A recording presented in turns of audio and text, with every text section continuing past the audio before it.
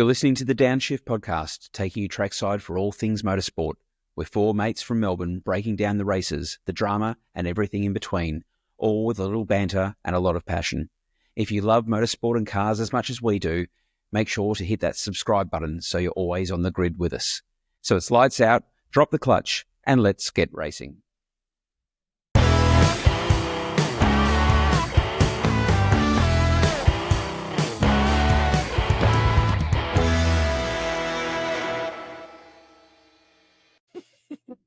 Hello and welcome to the Downshift. We've decided to swap hosts for this stage because unfortunately our host has had a cause of the stumbles here and he can't pronounce Suzuka as the Grand Prix we have just finished witnessing for the weekend. So unfortunately we're going to have to throw over to Christian now and hopefully he can continue the intro. And Christian, over to you. How you go? Okay, at Suzuka, it was a pretty uneventful race. Yeah, well done. Right up. Thank you. Look, probably the only excitement for the race was fives through quali and only one crash, which was in FP2 by Jack Doohan, which we'll talk about shortly. But through the podcast, we're going to do a little bit of a review of Luki, so the Liam and Yuki race performance. Go back and visit the rookies and see how they're doing so far this season. And then the interplay between Max and Lando, which then crosses over to how Lando and Oscar are going in the championship, wrapping it out with prediction results from the race. So, Happy, as you've christened Luki, we'll throw it over to you first. How did you see their performance for the weekend? Thanks, mate.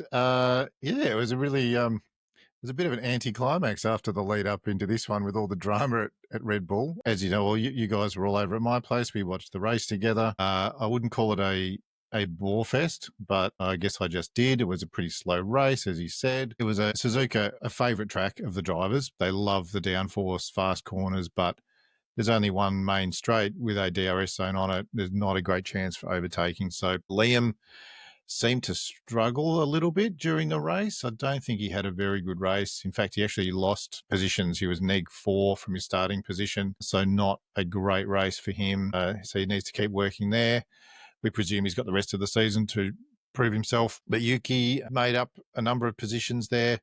I think he was +2. He did have a reasonably good race, but the qualifying is what screwed him over. And interestingly, Christian Horner did come to his defence when he was quizzed about the result. So Christian and the team obviously thought he did okay given the car he had, but obviously nowhere near Max, who was probably the driver of the weekend, or at least driver of qualifying, and won the race. Wasn't that also due to Yuki's setup too? Because he had a lot more downforce with the bigger wing in that as well, as opposed to what Verstappen was running as well. So he was, I think in order to control the car, wasn't it? I think he'd gone in a bit of a different direction, and Max had reasonably low downforce. When you look at the top speeds of the cars through the race with no DRS, Max was near the top, and Yuki was sort of mid-pack, I think. So, it looked like he had more downforce. It just makes it harder to overtake. Like, even if you can get close out of the last chicane, the straight's fairly short and the DRS zone doesn't start till third of the way down the straight anyway. So the fact that he made a couple of positions is reasonably positive, but I think they'll really want him to get a better qualifying position. Well, he obviously didn't get the a podium finish that he was predicting before the race, but in his interview he was saying that he was happy with his performance and there's a bit to work on as he's going into the rest of the season, sort of confirming all the rumours and that he will be racing in the Red Bull for the rest of 2025, and Liam will be in the Racing Bulls for the rest of 2025 as well. So, I think what Yuki said, he was happy with his performance, but not necessarily the result, which is probably a good way to put it. Yeah, I think Yuki would have been hoping for a bit of a dream. A dream scenario being his home circuit, but probably not to be on his first time out in the Red Bull. Yeah, I mean, look, it was all down to qualifying. That's how Max won the race. He put it in first, and it's hard to overtake. The McLaren's didn't have that much of a pace advantage over him, as they showed. So even if Yuki had a qualified 5th or 6th, it would have been hard for him to make any progress beyond that, I think. We didn't have any move in the top 6, and we didn't really see any great overtaking for the whole of the race.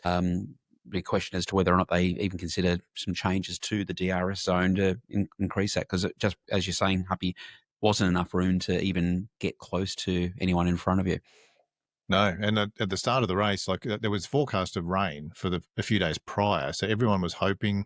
I was hoping there would be some wet weather at some point just to spice things up a bit, change people's strategies up. It rolls the dice. A few teams will roll the dice if that happens. So, but unfortunately, there were showers in the morning. The track was pretty much dry by the time they got going, and I think there was a mention of there might be a quick shower after 20 laps, but nothing happened. Most people nodded off for a while until Lando went lawn mowing, and that was about the only real eventful part of the race.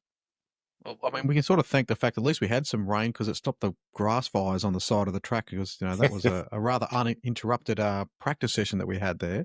Now, I also thought, because I thought we were going to call it uneventful and not boring. I thought that was the discussion we'd already had. Sorry, uneventful.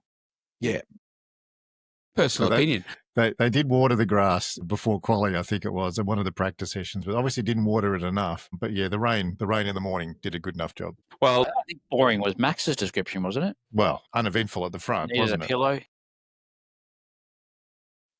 Well, look, if Yuki can take anything from it, he did take out driver of the day. I think there's probably there's definitely some local bias there with a lot of the Japanese fans voting for the race. But yeah, taking out driver of the day for the Grand Prix. So looking in regards to from going from one rookie to the others, Lockie, what were you looking at in regards to the rookies? Yeah, look, I mean, it's been a pretty good start in relation to that. I mean, probably the best one that I've seen for the start of this season has obviously been Antonelli. Like, he has just jumped into that Mercedes and been able to drive it magnificently. I mean, Tato must be just absolutely beaming from ear to ear at the moment based on his performances but I mean, he's already amassed 22 points in the first few races and he's sitting fifth there in the driver's standings. So not bad for a teenager who, I don't even know he's got his driver's license yet, does he? Like, it's a pretty phenomenal track record to have after 3 races in your first season. So I think that, and then, I mean, obviously the other one that sort of is probably going above and beyond at the minute is Behrman driving the Haas there as well. The fact that he scored points in that, twice now? Yeah, so China and this one as well. Like, I just look at it and go, it's a phenomenal effort there for them to be able to get the Haas up into points as well. It's just, yeah, I'm really impressed with those. Obviously, there's, one or two more that aren't quite setting the world on fire as such, but yeah, those two are certainly for me the standout rookies this season. It was good to see we had Isaac Hadjar taking out his first points for the year. And I mean, poor Isaac obviously had some, let's just have some constraints in the cockpit. You could see a lot of adjustment to his seatbelt. Careful with your wording there. Careful with your wording.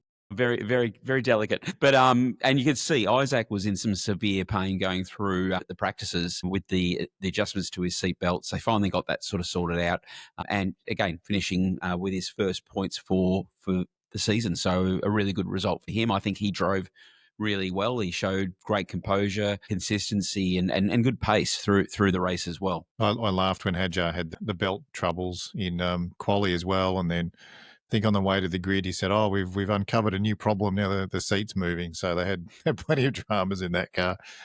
But I agree. Like, Kimi Antonelli has just been awesome for Mercedes. He's in 5th in the championship behind George at the moment, only 15 points behind him.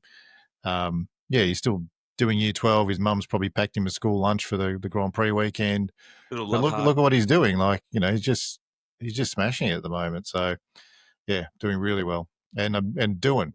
You were keeping a bit of an eye on Jack there, Daniel, during the race. He seemed to recover okay after his massive crash in FP.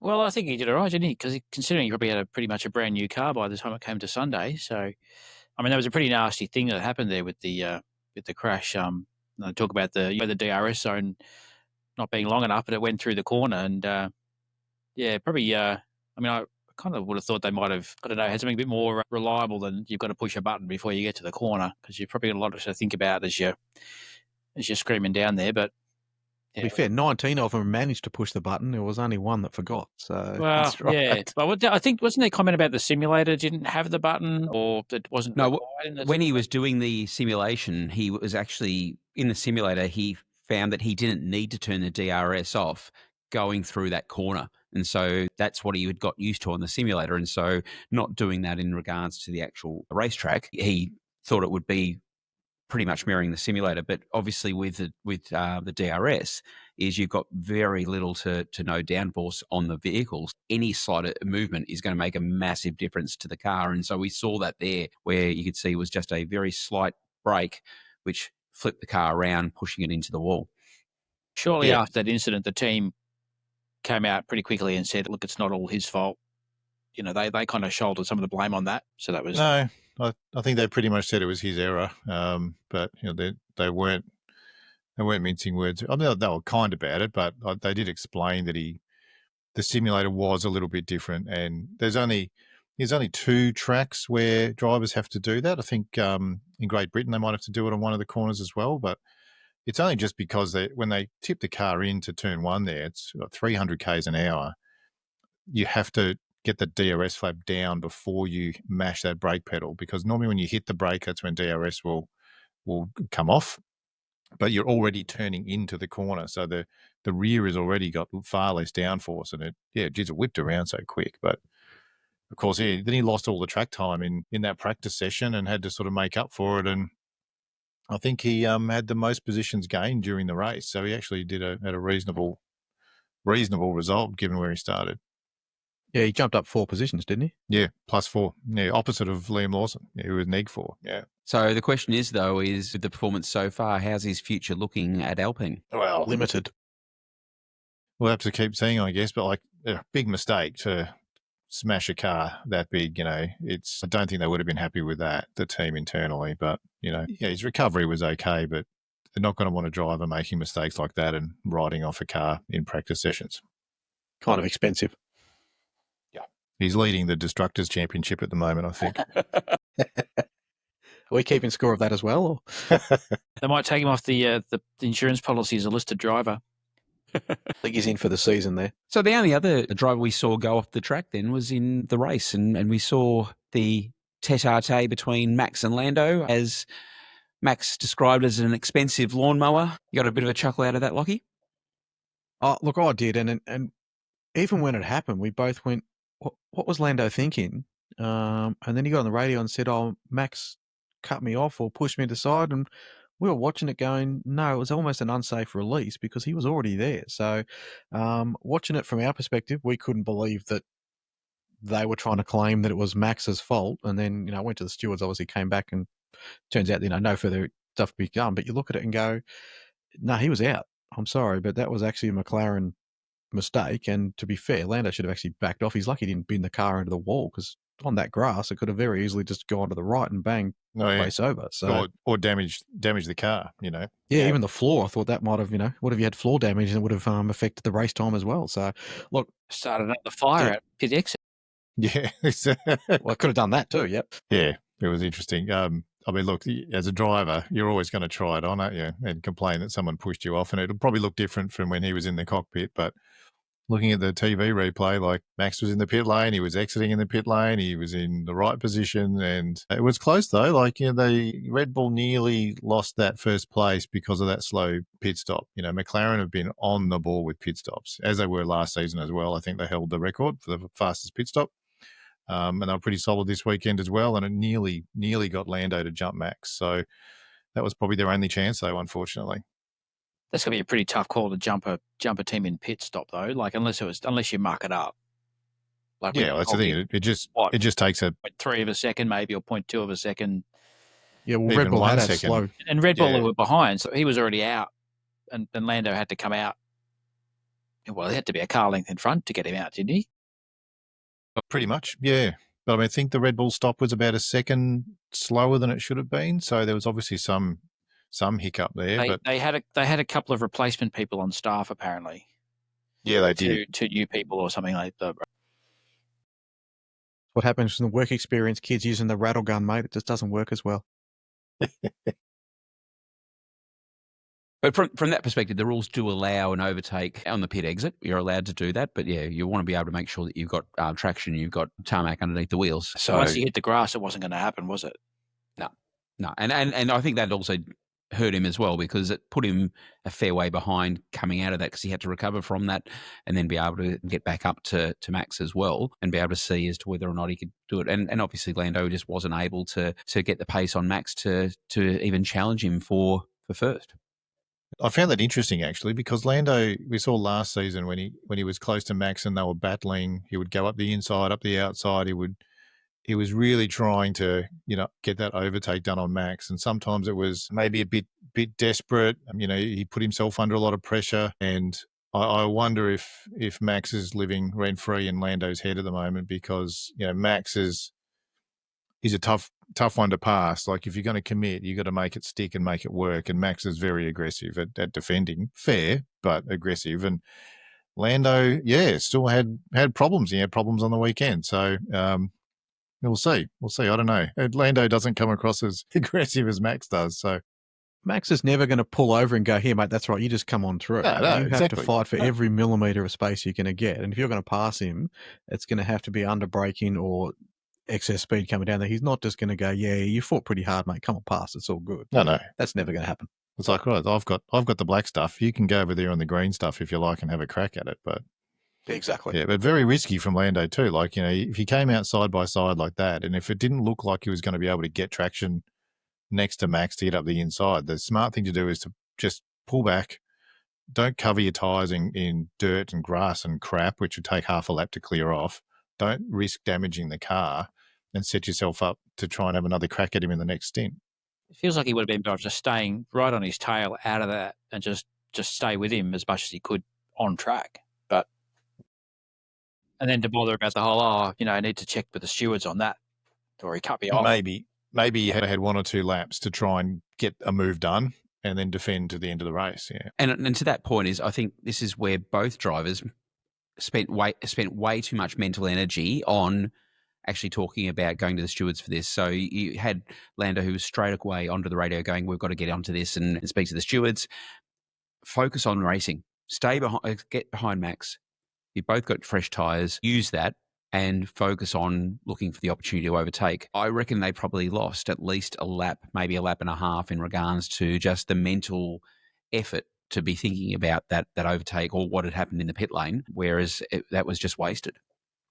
I suspect too that, after the first stint, Lando obviously couldn't get past Max. He's come out next to Max, nearly got the overtake done, had to settle in behind, and by that point in the race, probably thought it's going to be really difficult to get past Max unless he gets some sort of penalty. So I could, from Lando's point of view, maybe that was his way of trying to get ahead, was to see if Max could get pinged for, running him off the track and doing some lawn mowing. But yeah, it's interesting. Like we'll probably lead into this in a second, but the pace difference just wasn't quite there for the McLaren's to get a move done on Max. I thought it was funny in the post-race when they're in the cool-down room and they're all sitting there and they're watching the highlights. And the highlight reel from Suzuka went for about 2 minutes, I think. It wasn't a very long highlight reel. And they're sort of like... 2 minutes was generous, Wags. They kind of got in there like, oh, yeah, nothing much happened really, did it? And they showed the lawn mowing incident. They just sort of just didn't. No one said anything about it. They just kind of glossed over that. But yeah, Happy, I really like your comment in regards to Max living rent free in Oscar's head, because I do think that this is a real challenge. Lando's head. Sorry, because I think this is a real challenge for Lando in regards that he just doesn't have the same grunt to be able to take Max on, and then that leads us to Lando and Oscar. So you've got Oscar who's sitting behind Lando going, give me the opportunity. I've got the pace to be able to take Max. And Lando going, oh, no, I can do this. And it was being held off for quite a while. So you're seeing the fact that, McLaren could swap the drivers, give Oscar the chance to attack Max. And if he is successful, fantastic. And if he wasn't, then be able to reverse the order to let the race finish the way it was with Oscar in third place. Yeah, that was, McLaren, they just seem to be a more conservative team when it comes to strategy like that. Like, we see Ferrari, Mercedes, other teams, if their drivers are in that position and one looks like they may be quicker, they had 12, 13 laps to go in the race at Suzuka. Oscar looked like he had pace. He was ranging up on the back of Lando getting within 3 or 4 tenths at some points. They could have said, like you said, yeah, swap positions, have a go. If you can't get it done with 5 or 6 laps to go, then swap back. Simple. But they just seem really conservative. The McLaren are far more team result constructor focused than giving their drivers an individual chance to go for a win. Is that going to upset them in terms of winning races? Like, obviously with Max, that there's no consideration about, let the other guy through because there's no one there yet. But clearly, I mean, it's good that McLaren have got 2 strong drivers and a good car package. But are they going to get caught up for this season, fussing over who we're going to let go or, who's going to win this race, who's going to win the next race? But if you listen to some of the pundits, though, they were talking about the fact that track just having that space for overtake or that time frame, it just wasn't there. So it needed an extra half a second or 0.6, 0.7. And by the time they got to the end of the straight, they said, you're in dirty air. They said, it's all well and good to say, yeah, I think I can do it. But even when Lando was trying to get up there, just the pace and the distance between to actually be able to attack and do that on that circuit, they said it just wasn't actually feasible. And even the pit releases too, they were all looking for a window to try and stick someone out in front of it. And they said none of those windows were available. Didn't matter where we were going to put them in there, they'd end up coming back into traffic again. Yeah. The whole field's got to a point where they're all a lot closer than they were at the start of the regulations, 5 years or so ago.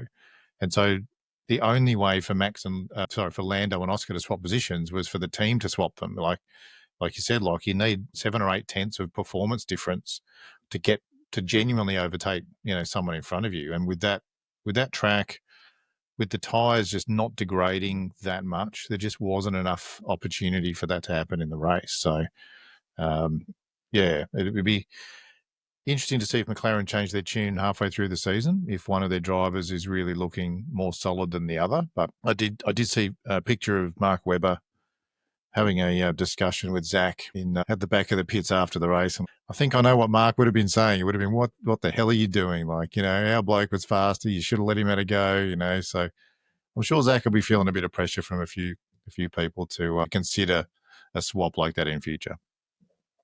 I think to this point is Schwags, as you're saying, could this create a problem for them later on? We've seen where drivers get frustrated. They're battling it out and they're actually starting to take each other on, much against the team orders as well. We've had situations where the drivers are just wanting to push it because they believe they are the better of the two. And for McLaren, you're seeing that they're saying we don't have a number 1, number 2 driver, but when you look at it in regards to the way that we've started the season, there has been, in my opinion, some favouritism towards Lando.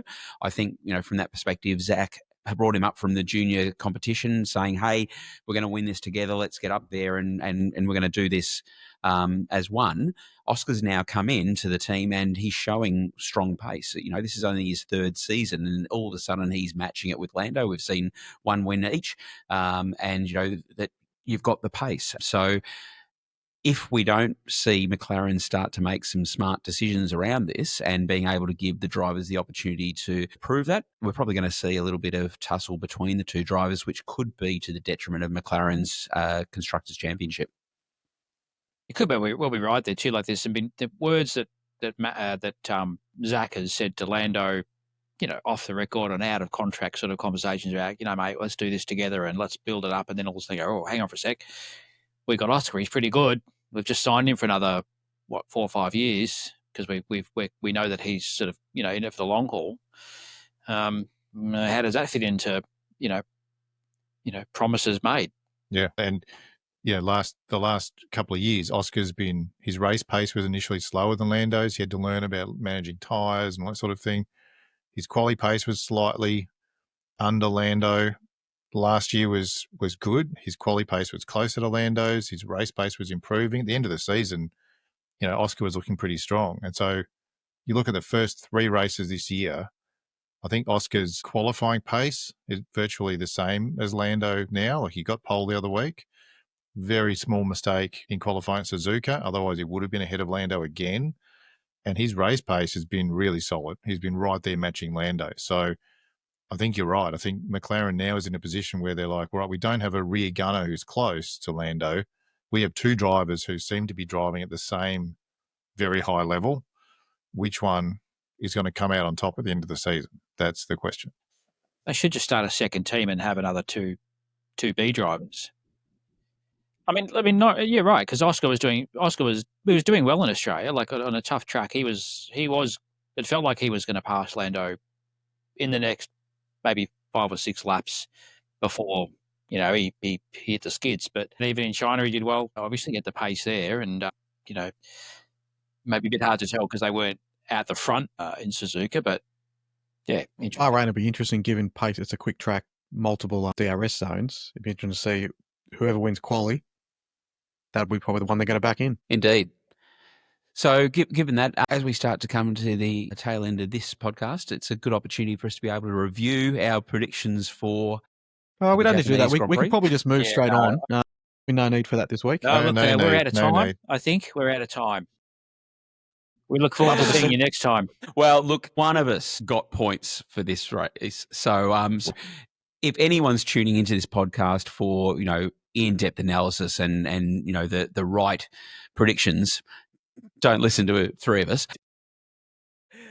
So as I was saying, Max Verstappen took pole. None of us predicted pole. We had Dan and myself doing Charles. Nathan had Oscar and Lachlan had Lando. Of course, we had Max in first, Lando in second, and Oscar in third for the result. The only one of us who got even close was Happy with Lando for second, so taking out 2 points. So if we That's going to put it in front of me too. Damn. No, Lockie, I'm still safe. behind. So if I go to the standings so far, Lockie, you're still in first place with 10 points. Happy, you've moved up the ladder with 8 points in second, followed by myself with 6 points, and Schwag coming up behind at 2 points. So there's still room to improve. Just waiting for the last sprint to the line. I'm just silently waiting. You wait. Yeah, I'm just going to nail a couple of them. Just waiting to see what happens in the first 5 races. He's waiting for the rookies to settle in, then he's going to pounce on them and go from there. So with that wraps up the Japanese Grand Prix in Suzuka. Yeah, he got it right. Well done. Kudos, well done. It only took 4 attempts. So join us on Thursday as we do the preview for the Bahrain Grand Prix, and we'll see you on the next lap.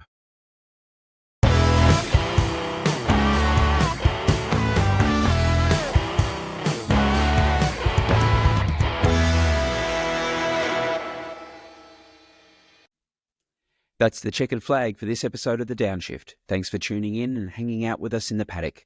If you enjoyed the ride, don't forget to hit the like button and subscribe so you never miss a lap. And hey, if we've earned it, drop us a 5-star review. It really helps us climb the grid and reach more motorsport fans. Until next time, keep it fast, keep it fun, and we'll catch you on the next lap.